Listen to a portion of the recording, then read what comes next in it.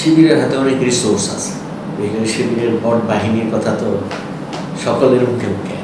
সাদিক কাইম কিন্তু বারবার ওই রেফারেন্সটা টেনে নিয়ে আসছে, জুলাই। ওরা কিন্তু এটা করে নাই, আবিদ এবং ওরা। তুমি কাকে নমিনেশন দিচ্ছ, ব্যক্তিগুলো গুরুত্বপূর্ণ।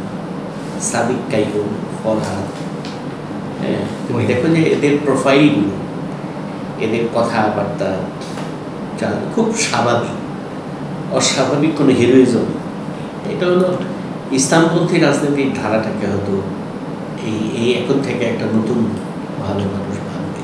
জয়টা তো এই ধরনের জয় আমাদের কাছে প্রত্যাশিত ছিল না, বাট এটা তো হয়েই গেল। যাই হোক, আমার কাছে যেটা মনে হয় যে ডাকসু নিয়ে হয়তো শিবিরের একটা দীর্ঘ মেয়াদী পরিকল্পনা কাজ করেছে। এই পরিকল্পনাটা আগে থেকেও হতে পারে, গণঅভ্যুত্থানের আগে থেকেও হতে পারে, বা পরেও হতে পারে।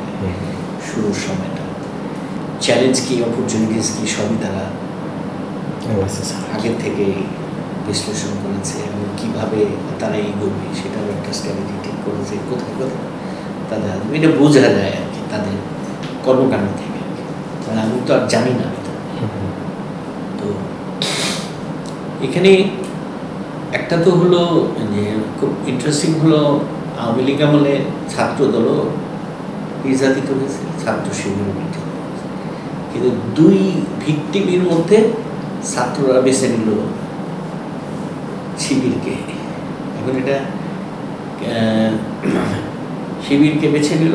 আমার কাছে মনে হয় যে এই বেছে নেওয়ার পেছনে মানে ছাত্রদেরকে মন জয় করার বিষয়টা একটা গুরুত্বপূর্ণ, এবং সেটা তারা করার জন্য কতগুলো জিনিস গুরুত্বপূর্ণ। তুমি কাকে নমিনেশন দিচ্ছ, ব্যক্তিগুলো গুরুত্বপূর্ণ। সাদিক কাইম, ফরহাদ, হ্যাঁ, তুমি দেখো যে এদের প্রোফাইলগুলো, এদের কথাবার্তা খুব স্বাভাবিক, অস্বাভাবিক কোনো হিরোইজম, সাবলীলতা আছে কথাবার্তা। তারপরে ধরো তাদের যে কমিউনিকেটিং এবিলিটি, যদিও শামীমের অনেক এদের চেয়েও হয়তো ভালো ছিল, কিন্তু তার তো আর সাংগঠনিক কোনো ব্যাকিং তার না থাকাতে সে হয়তো আগাইতে পারল না। এদের যে কমিউনিকেটিং ক্যাপাসিটি প্লাস তাদের ইশতেহার, তারা যা বলেছে কথার সাথে কাজের মিল, তারা এই জিনিসটা হয়তো বা তাদের মধ্যে ছাত্ররা হয়তো তুলনামূলকভাবে ভালো পেয়েছে, সে কারণে হয়তো তাদেরকে ভোট দেওয়ার বিষয়ে আগ্রহ হয়েছে। এই সমস্ত দিক তুলনা করলে আমি মনে করি যে ছাত্রদল বা অন্যান্যরা পিছিয়ে ছিল আর কি। আরেকটা হতে পারে যে শিবিরের হাতে অনেক রিসোর্স আছে, তাই না? সেই রিসোর্সটা তারা ব্যবহার করতে পেরেছে। প্লাস ধরো এই বিশাল সোশ্যাল মিডিয়ার যে ভূমিকা, এটাও কিন্তু শিবিরকে প্লাস পয়েন্ট দিয়েছে। শিবিরের বট বাহিনীর কথা তো সকলের মুখে মুখে, তাই না?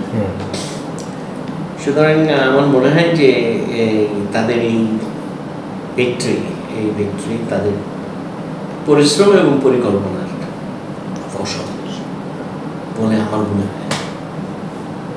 এবং তুমি যদি মনে করো যে জাতীয় রাজনীতিতে এই যে এটা হলো ইসলামপন্থী রাজনীতির ধারাটাকে হয়তো এই এখন থেকে একটা নতুন ভালো মানুষ ভাববার সুযোগ করে দিল।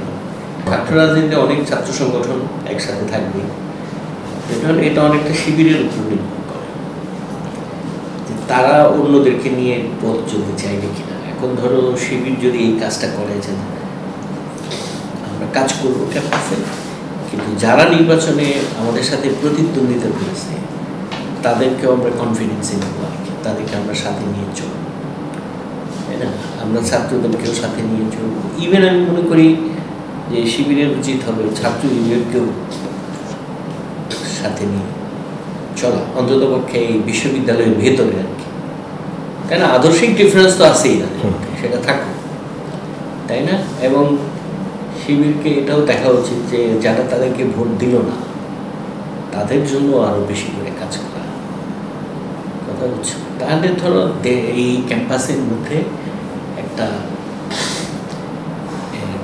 টলারেন্স কালচার তৈরি হচ্ছে, সহিংসতার কালচার, মারামারি হবে না। আমি ধন্যবাদ দিই এবং সাধুবাদ জানি ইডেন ছাত্র দলকেও, তারা কিন্তু মাথা গরম করে নেই, মাথা তার গরম হয়েছিল কিন্তু তারা শেষ মুহূর্ত পর্যন্ত নিজেদেরকে কন্ট্রোল করছে, হয়তো জাতীয় নেতৃবৃন্দের পরামর্শ, কিন্তু এটা তারা ভালো করেছে আমি মনে করি। এটা তাদের, যেহেতু তাদের একটা জাতীয় রাজনীতির সামনে আছে, তাদেরকে কোনো ধরনের মারামারিতে জড়ানো একেবারেই সমীচীন।